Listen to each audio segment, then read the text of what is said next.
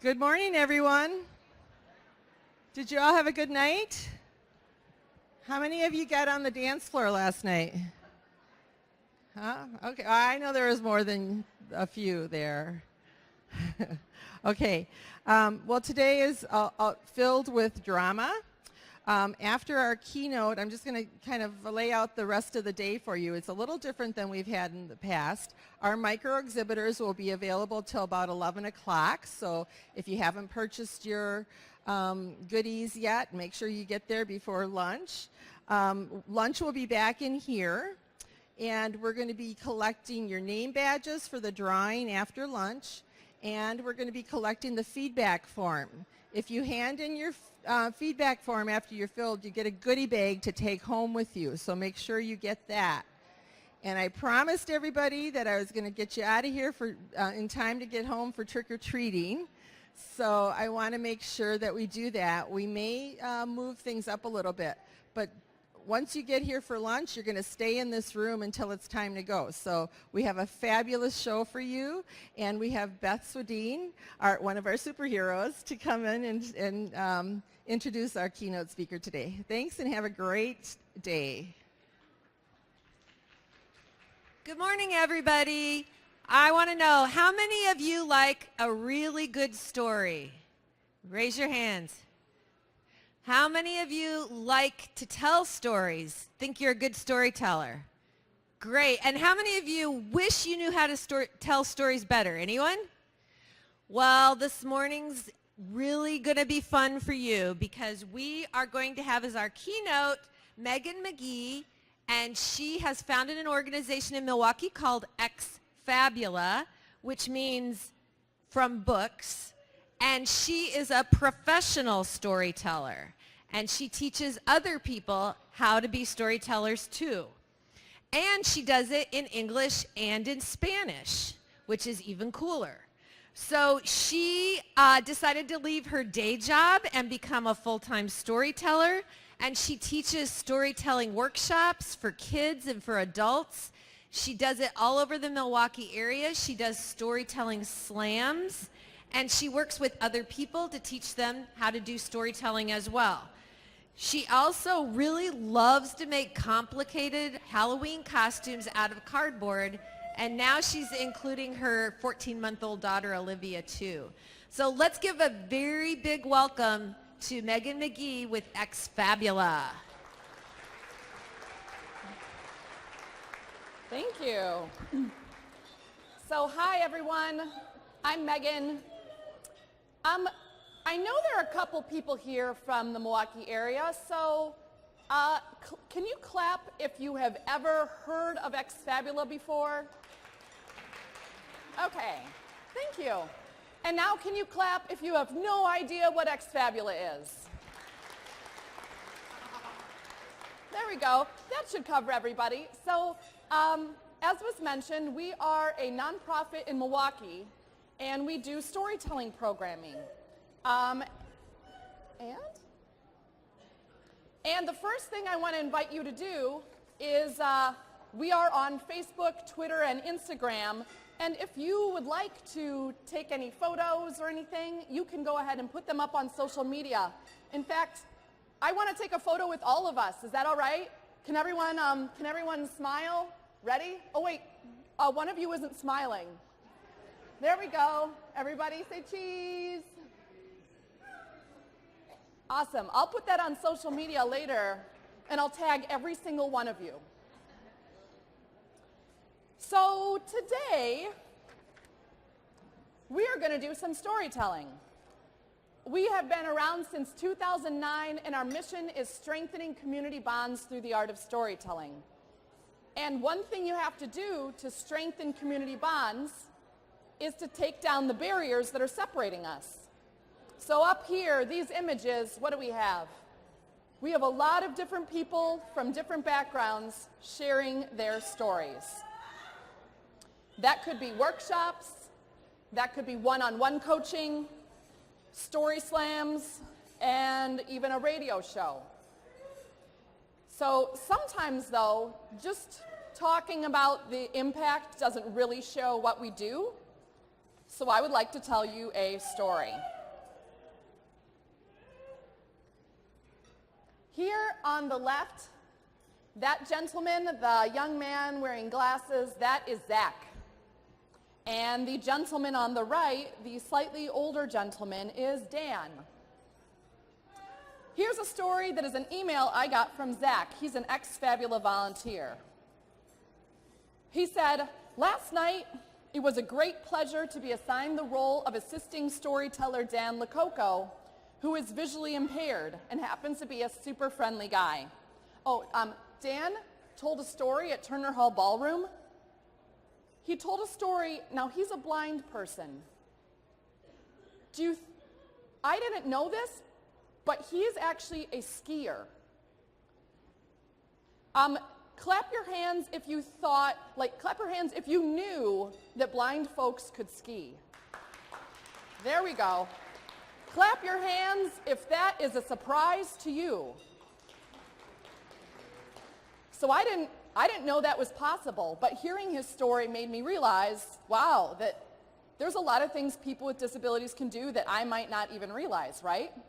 So Dan told his story about skiing, and Zach was assisting him that whole night. And then Zach said, "While the goal of this project is to amplify the stories of individuals with disabilities, it also exposes volunteers like me to a whole different life experience. I've never spent a significant amount of time with a blind person, so I've never thought about visual accessibility, especially at a large event with many people in a complicated physical space." You see, prior to this whole program, Zach actually went to a training where he learned a little bit more about how to assist a blind person at an event.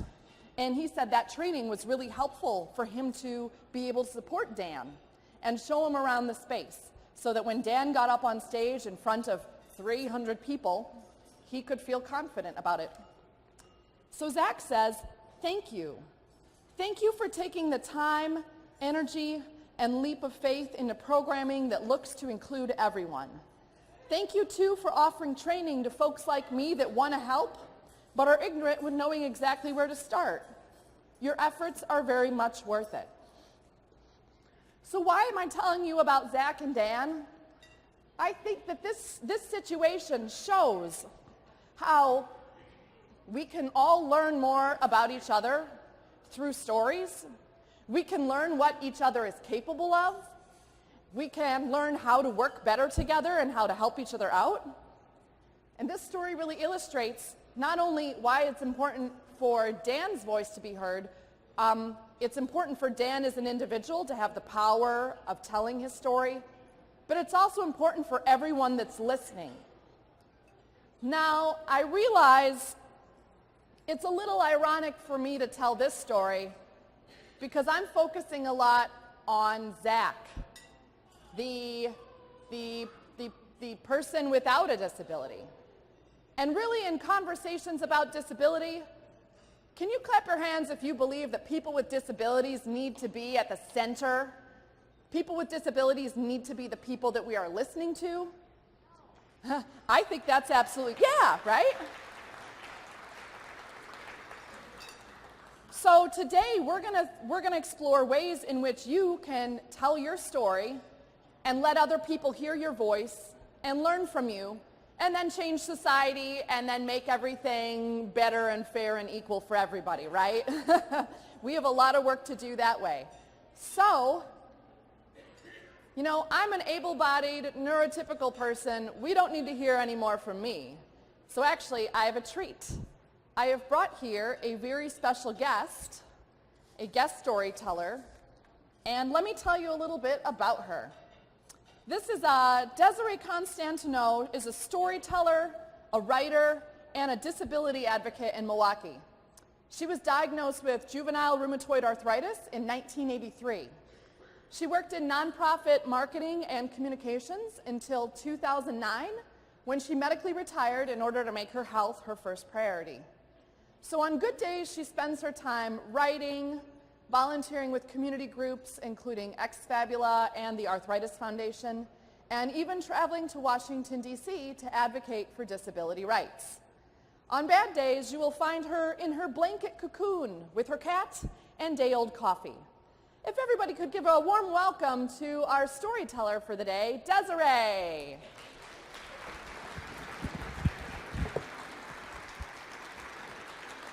And actually, as she makes it up here, keep it going for Desiree.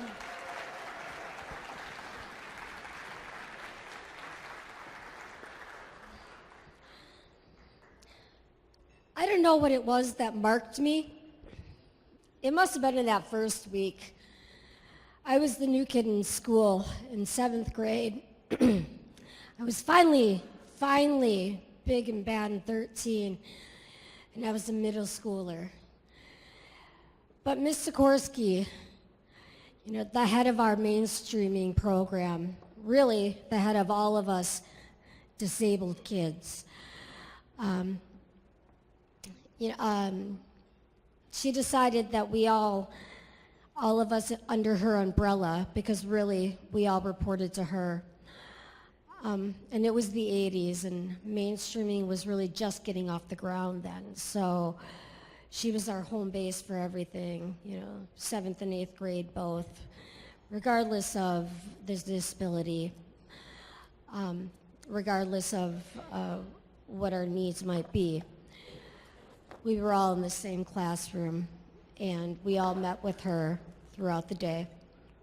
So in that first week of class, as I was adjusting to changing classes and new teachers every hour, and as I was trying to feather my hair like Tiffany, and wishing that I could date Jack Wagner, from General Hospital, and deciding who was going to be my crush that year, Ms. Sikorsky sent a letter home to all of us kids in her home base, and requiring all of us to bring an extra set of clothes to school. Now, I had already been mainstreamed. I had been in a mainstreaming program at my elementary school, and this had never been a requirement. And so when I got home from school that day, and I said to my mom, "Why do I have to bring a second set of clothes to school? I don't have a problem with this." And now I understand that there are different people with various disabilities, and there's no issue with that. We all have different abilities, and we all have different issues. I mean, I can't put on my own socks and shoes. And during that time, I was using an electric wheelchair due to a microscopic hip fracture from the fun of having JRA. So my mom said the same thing. "Well, I don't know, but you don't have to do that." So if Mrs. Sikorsky or Ms. Sikorsky has a problem with that, you tell her to call me. So I did the same thing. I went back to school the next day, and I looked at Ms. Sikorsky with her Cabbage Patch Kid face and her permed mushroom-shaped head, and I said, "Well, my mom said I don't have to bring a second set of clothes." And Ms. Sikorsky said, "Well, I said you had to." And I said, "Well, then I guess you have to call my mom." And suddenly her Cabbage Patch face turned a bright red. And I was sent to study hall for an hour, which was kind of like the banishment from our classroom, where we all convened and kind of had a social hour, to the pit. I went on with my year, and I certainly started to acclimate, although it was still a 45-minute drive from my own neighborhood. And it was the trajectory that MPS had kind of had us going on, and I'm sure many of you have been through that trajectory. Although it's come a long way. I know this was the 80s, and many of you think that's the olden days. And yes, we had good music, but the public school programs was a lot different back then, and mainstream was a lot different back then. So while I was just trying to get along, Ms. Sikorsky seemed to be getting a lot more angry with me. And she would always remind me that it was Mrs. Sikorsky when I would ask her a question. See, because I didn't need a whole lot of help from her. All I needed was an elevator to get along in the building. And so as the year went on, and I continued to go at high speeds in my wheelchair, which usually got her a little angry because apparently there was a speed limit in the hallway that I was unaware of. She would remind me that I was going too fast. And I would slow down and apologize once again, and then as I'd round the corner, I'd go fast again because I was late for my class. And what do you do when you're late for your class? You run, right? That's what other kids did. You run to your class. And as I saw the other kids running, I wondered why I couldn't, quote, run to my next class. But, I digress, and I made it to my class in time. And oftentimes I would have to go to the other bathroom to get to my classroom because there was only one that would open the right way. So Miss Sikorsky and I just didn't seem to get along very well. And because she seemed to be the headmaster of the entire mainstreaming program at that school, there was nobody to really that she answered to.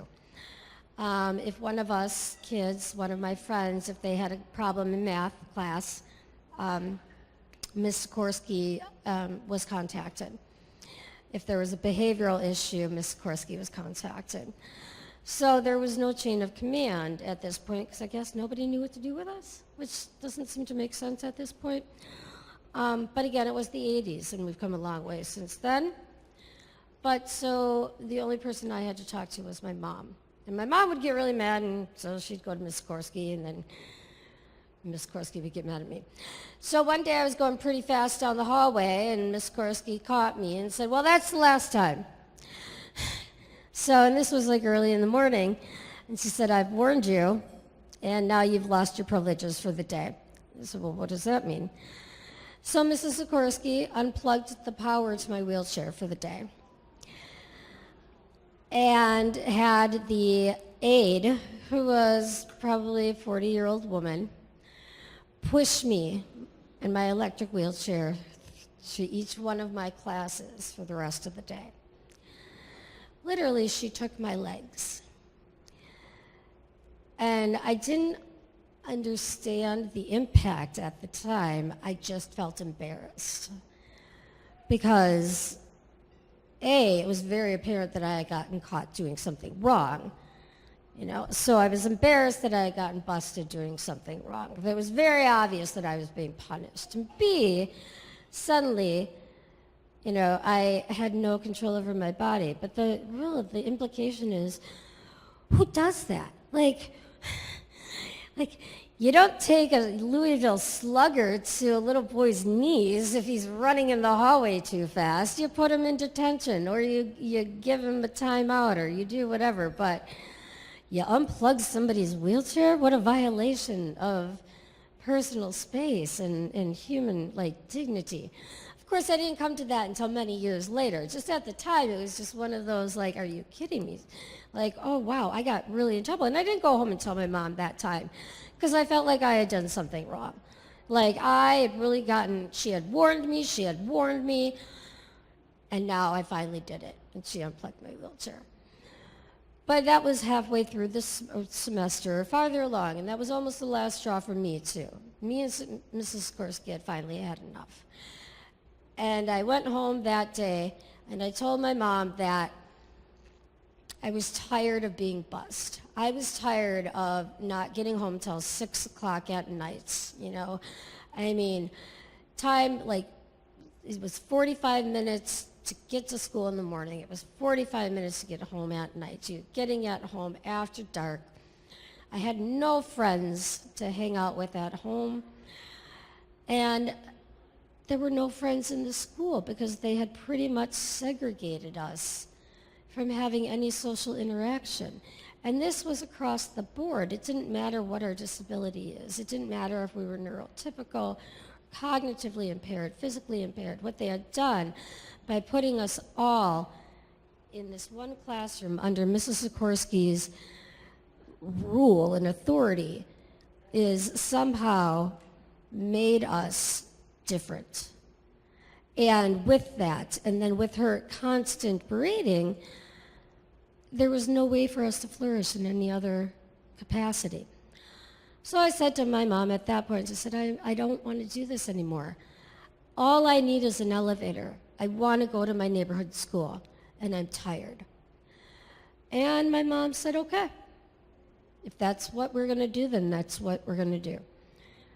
And she made a couple calls, and by the end of the year, we had made the arrangements, and we were going in, and we had made the choice, and she had worked things out, and we had made the transfer. And the next year, 8th grade, I was to return to my neighborhood school.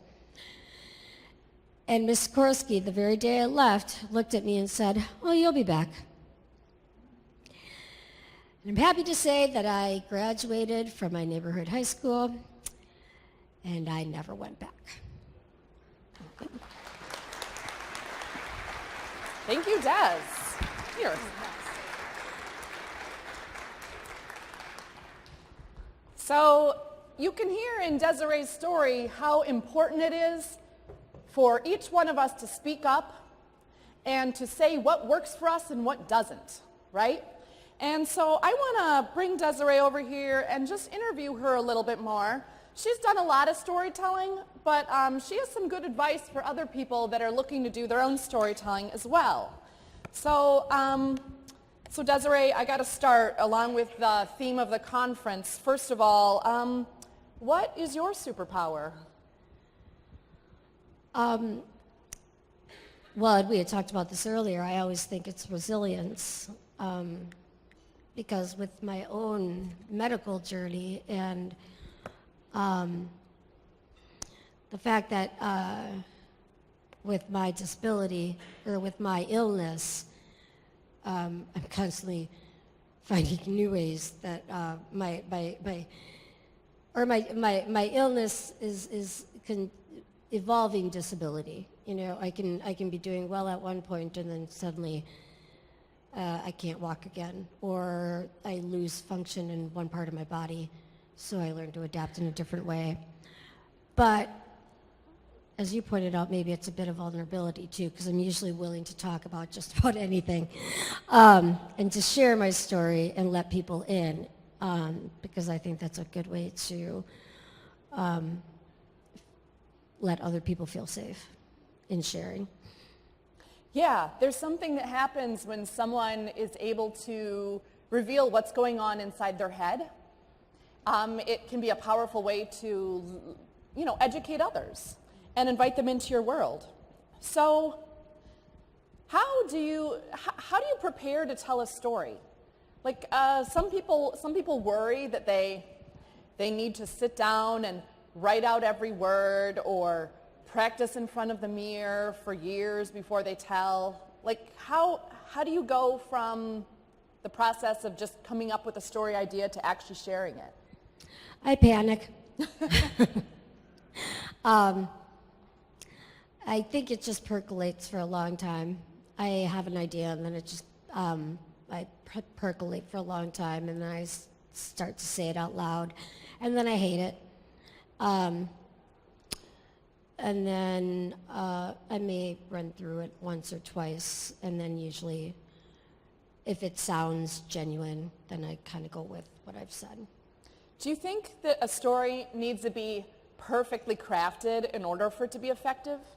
A story that's too well polished then doesn't actually sound like a real true story. Then you suddenly sound like you're a performance artist.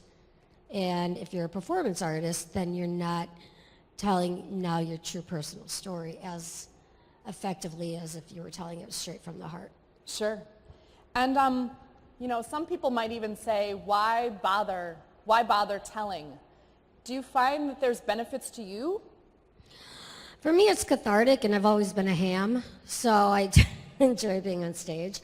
But it's very cathartic, and I think that a lot of times, especially for me personally, it's been a way to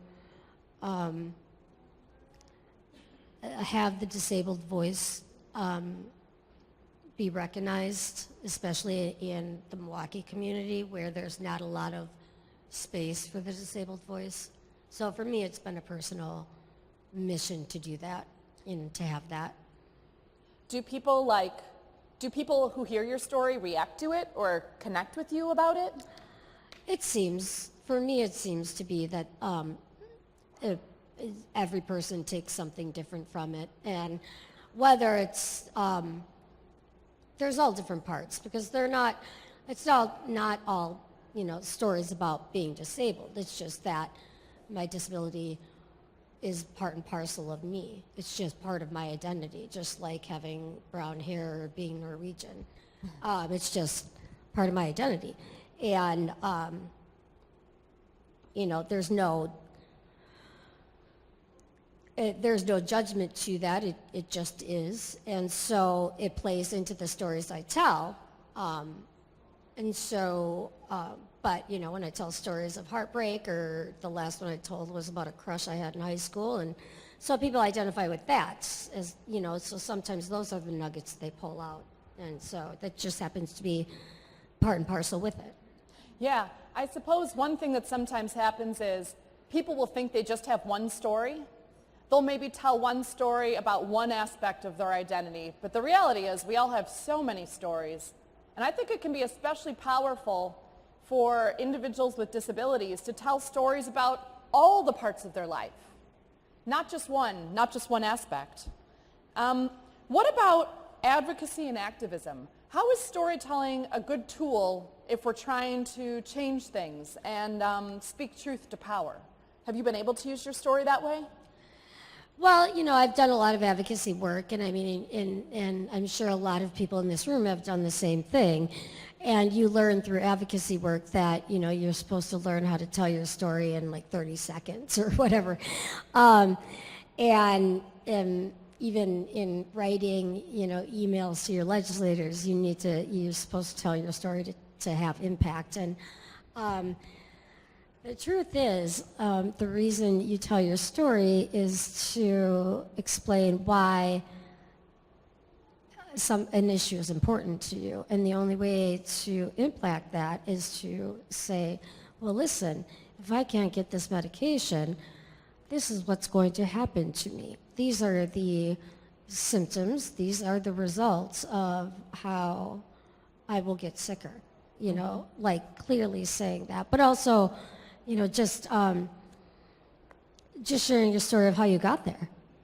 Just your day-to-day life is a great way to impact somebody. Somebody who's never heard of like what you're dealing with. And it can be something like trauma. Like, listen, I went through this traumatic event. Let's do something so nobody ever has to go through that traumatic event again. So it can have, advocacy goes across the board to so many different areas of life. But, sharing a story can be a powerful event. And it breaks down barriers. You realize that we're so much more alike in so many different ways than we think we are. Yeah. And actually, one other kind of thought about storytelling and power. There's something that happens when you take the center stage and you tell your story and others are listening to you. And you actually told me a brief anecdote about what there was a time that you were on a plane. Oh, yeah. And Desiree shared this story, and it really stuck in my mind and made me think about all the ways in which society doesn't value individuals with disabilities or kind of marginalizes people. Do you want to share that little anecdote? I was really sick in my 30s, and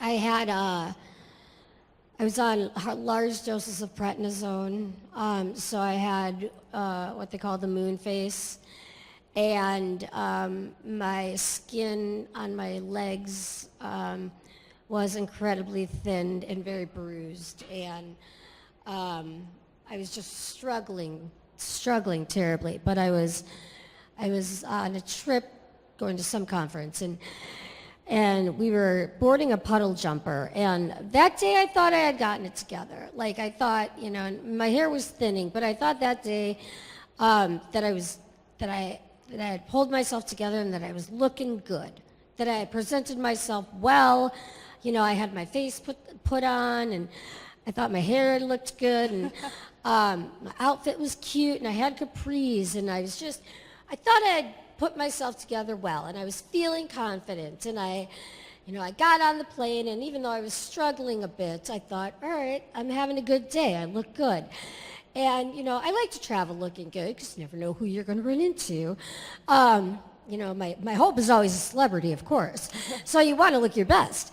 So I sat down on the plane, and I noticed this woman, as she walked past me, deliberately make eye contact. And I thought, oh, okay. I smiled, and I went back to my whatever. And as we were getting ready to deplane, she came up behind me, and she put her hand on my shoulder, which I thought was odd. And then she said, I noticed you get on the plane. I just want you to know that I'm praying for you. And I just was taken aback because suddenly it made me feel like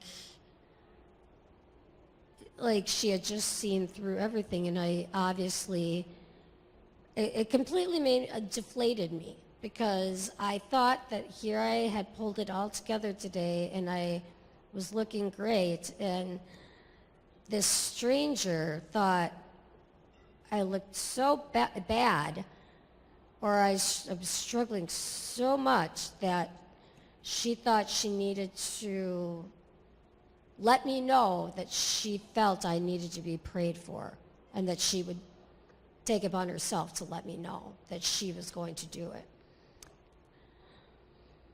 Yeah. Yeah. When I hear those sorts of stories, there are times where people are approaching others with an attitude of pity or lack of respect. And I imagine that experience was painful for you. It bothered me. It did bother me at the time, because my confidence was shattered at that moment, because it was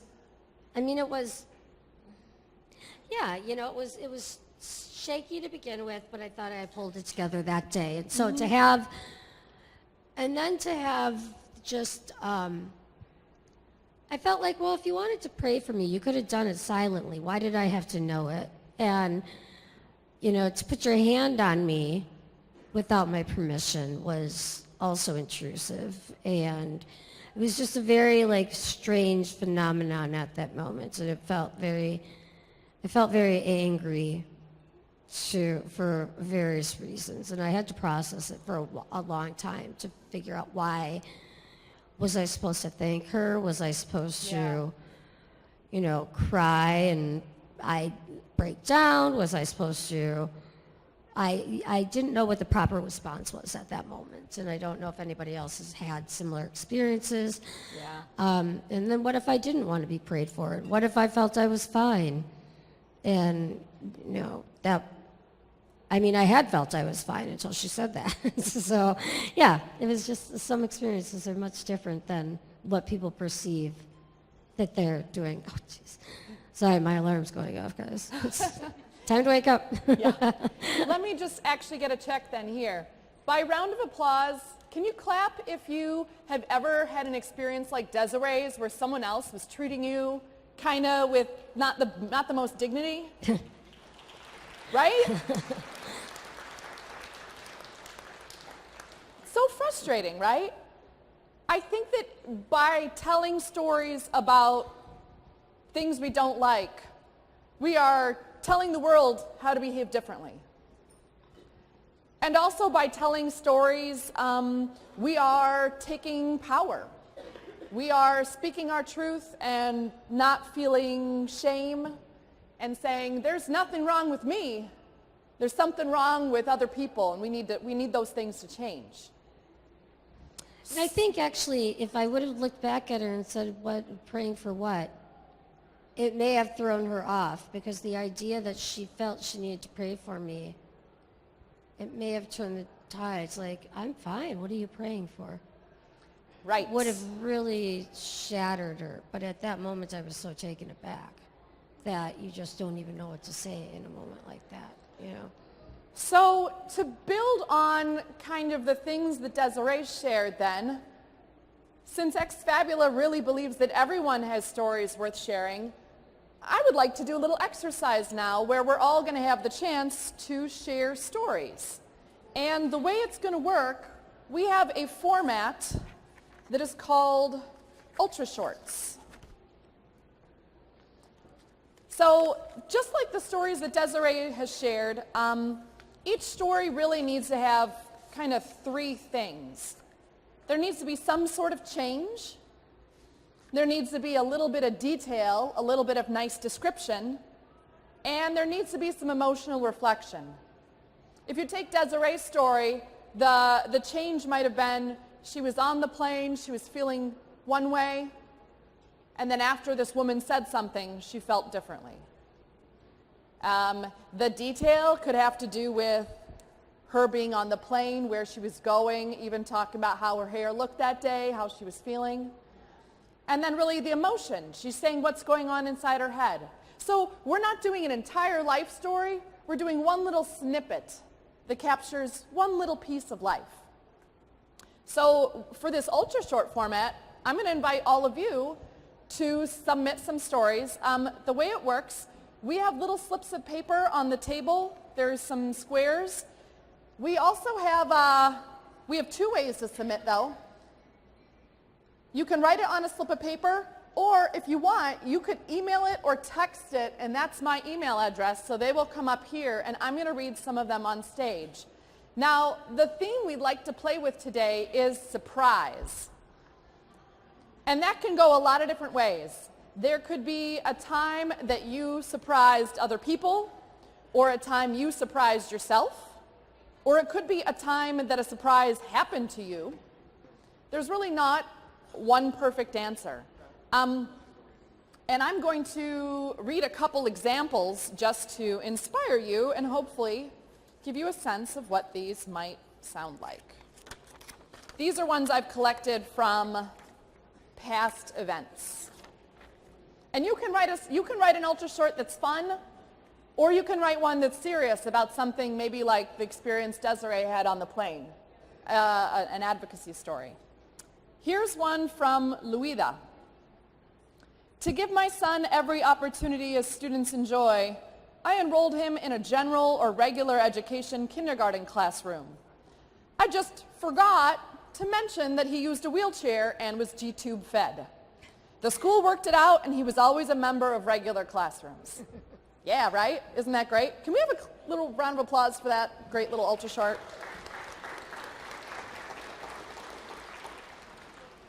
So there's some fun details, right? Like mentioning that the parent didn't tell the school ahead of time. They just forgot to mention. You know, that's kind of sneaky, right? Here's one that has, this is just about an experience that I think anyone can probably relate to. When I was 14, I was on my first date, a double date. We were watching a movie. I had never held hands or cuddled. When my boyfriend said he had something he wanted to show me, I followed him into the kitchen. It was dark, and he was about 12 inches shorter than I was. So I was really surprised when I found his cold tongue in my mouth. Ugh. We broke up. Welcome to dating. So you can see there, totally different sort of story, totally different sort of surprise, right? In the first tale, I think the school was surprised. In this story, the storyteller was surprised. Here's another, this is from Walter. My cat brings me many surprises. I prefer when they are alive, but it's tough to get them back outside. And I'll just read one more. This is from Juanita. I'm a personal care worker. My CL has Angelman syndrome. We go through things, and my young lady does things every day that surprise me, so this is a learning experience for me and her. Dartrice does things I have shown her, and her mother didn't even know she could do it until she does it. She is so smart. Now, I love that story, but aren't you curious about what things she can do that surprises her mother? So that's a story where we just want to add a little bit more detail. The more specific you can be, the better the story, right? So, now we're going to take we're going to take about 3 or 4 minutes because I would like to have a chance for you to write a story on the slip of paper. Once you have some stories, I will read a few up here on stage, and we can all as a group have some storytelling practice and honor and listen to some of the stories that are in the room. If you do want to send them via email, that is also an option. And you know what? If you're wondering, is my story okay? Is this an okay story to share? The answer is always yes, because no one else can tell your story. You are by definition the expert. So let's take 3 minutes. And you can also write them anonymously if you want to. You don't yes. have to put your name on them if you don't want to. Yes. That sometimes makes it more exciting. Absolutely. So, surprise, let's take 3 minutes and then we will hear some stories, okay?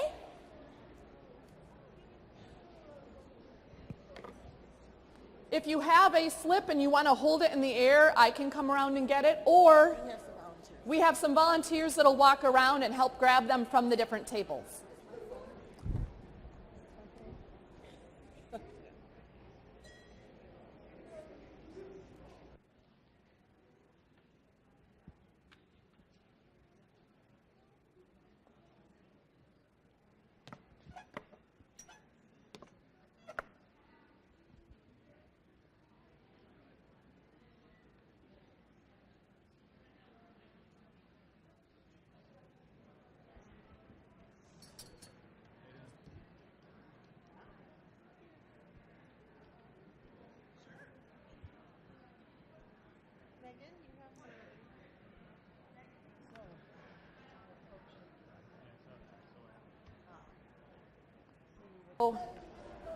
Also, I should note, let's help each other out at our tables. There might be people that need assistance with writing.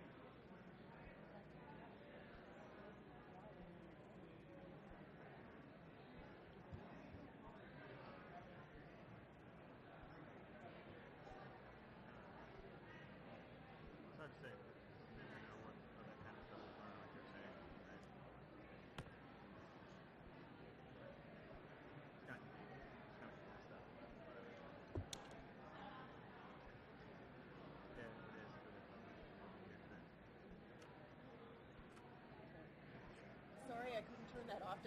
I must have been hitting a snooze, and I don't have this phone, so I don't know how to. Is it really? Oh. Hey, I have a stack of these. I have a stack of great shorts, so let's read these, and people can keep submitting.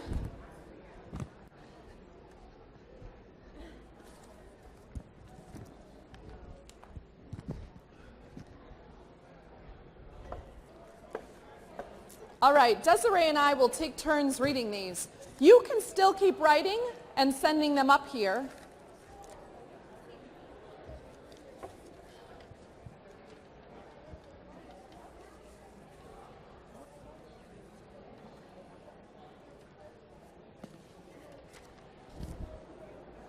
All right, first of all, I just want to give a round of applause to everyone who's writing these stories and for being brave and sharing them. So can we have a round of applause? for Yes, everyone. thank you. Right away, we got a bunch of them. This is fantastic. Yes. All right, here's one. This one's anonymous. The first night here, we tried the 45-ounce drink at the Kalahari. I was surprised not to wake up with a headache. Yep, you gotta hydrate. And here's another anonymous one. I managed to pull off a surprise party for a 50th anniversary for a wonderful couple. 200 people plus in a very small community. It was a fantastic day.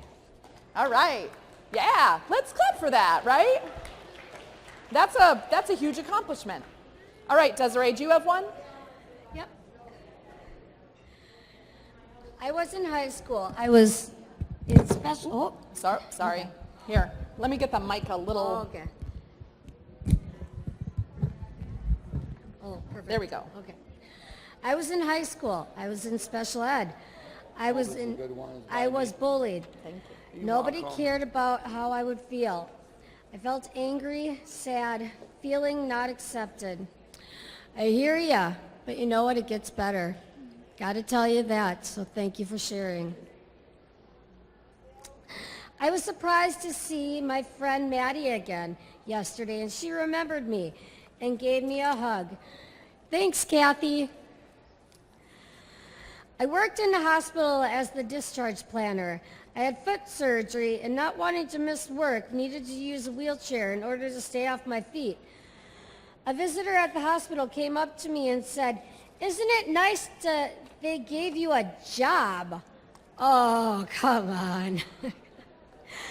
I'm surprised that the Kalahari is building a new convention center. Yeah, me too. It's Joe William Fournette. In the air industry, we are okay. We are in New York City. We go out to eat. We go to college. My mom is in New York City. Thank you, Joe.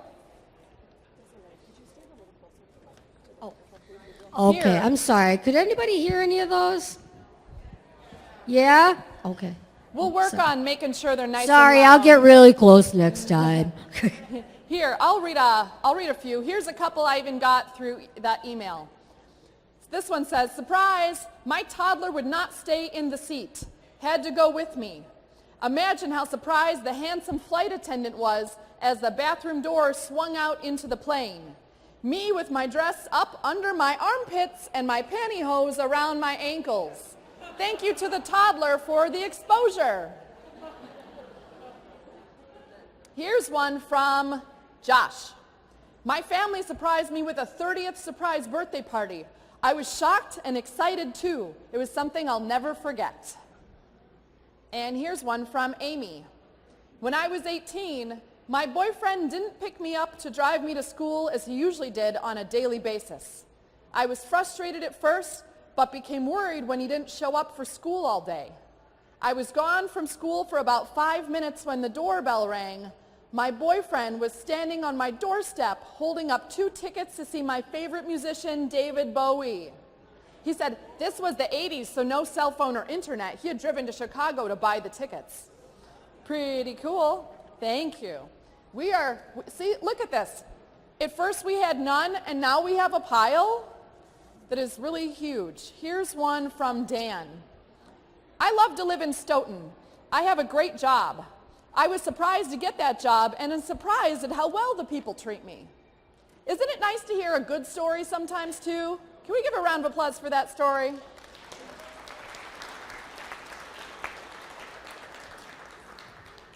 Here is anonymous.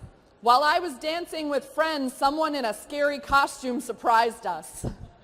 That surprise may have happened last night. And here's one from Melinda. "I was driving to my grandma's house when a squirrel ran out in front of my van. I hit it and it died. I was so upset, I went into Grandma's house and told her I hit a squirrel. Grandma thought I said I hit a girl. Grandma asked me where. I said in front of the school. Grandma was very upset until I told her, 'Grandma, it's okay, it was a squirrel, not a girl.'" Excellent. All right, do you find a few, Des? Okay, this is Stephen Patterson. When I lived in Lithia, Florida, approximately 2012, about 13 years old, I wanted a girlfriend. I wasn't afraid to be rejected. I asked her out in class. She said no, and to her surprise, I didn't cry or get upset.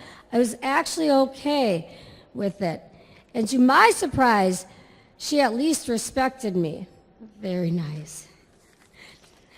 I was surprised when my partner came over to watch me dance with school, and I said not to because they had to leave the next day for Washington, D.C.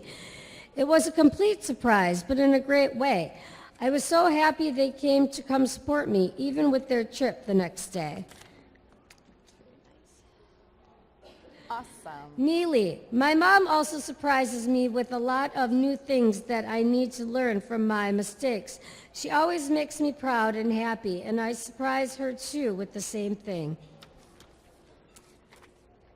All right, okay if I read a few? Yep. All right, this one is from, I think, and I'm sorry, I'm not always good at reading writing. I think it's from Benny. Helping other people in the hall when the fire drill happens. That's a good surprise. Here's an anonymous one. When I was going to start college, the people that ran the school said I could not go because there was no teacher to teach what I wanted to go for. Really? That's a sad surprise. This one's from Kim. When we got married and I came walking down the aisle, he was so surprised to see me. Yay. This one's from Carla. I was surprised to have won a downhill ski race. I was surprised to ride horses. And from Janessa. When I was about 6 years old, my brother threw a baseball at my nose and broke my nose. Oh, what a horrible surprise. All right, do you have a few more? I do.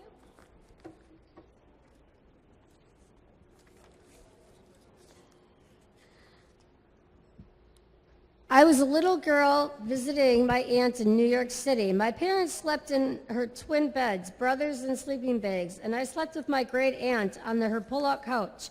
After the first night, Aunt Betty woke up and bent over to kiss me good morning. She kissed my feet. I did a 180 in my sleep. I was volunteering with the CECD program at church and saw this big red book and asked what they did with it. I was told it was used by lectors to read on Sunday. I opened it and started reading, and Sister Jolene heard me. She asked if I would like to read in church, and I said yes. That was in 1995, and I'm still being a lector today. Lisa Gilson. He gets it. One day in high school, my history teacher soccer coach was doubting my learning disability based on my performance on the soccer field. My mom helped to talk with him, provided my accommodations, and from then on, it was either she gets it or not. Very nice. Yes. Let me read. Ooh, and I'm looking at my phone, and there's a whole bunch now. Nice. You guys are on fire. Thank you very much. Yes. This one is from Jay. My husband is in a wheelchair now, but when we met, he walked with 2 canes. People asked me why would I want to marry him knowing he was going to become more disabled as we got older. Why? Because I love him. Well, I'll give the marriage 2 years. 40 years later, I'm the one that's getting more handicapped each year. I have psoriatic arthritis. Now we're both handicapped. So that's so sad that someone would ask that silly question when people love each other. Here's another. I drive my friend to a college class. On the first day, the instructor realized he is alter-abled. In a panic, the instructor wanted to talk to his caseworker and asked me what to do. My reply, why? Are you calling the parents and caseworkers of all your students? Maybe you should just teach the class, right? Now, We have so many stories up here, we can't possibly get to all of them. But guess what?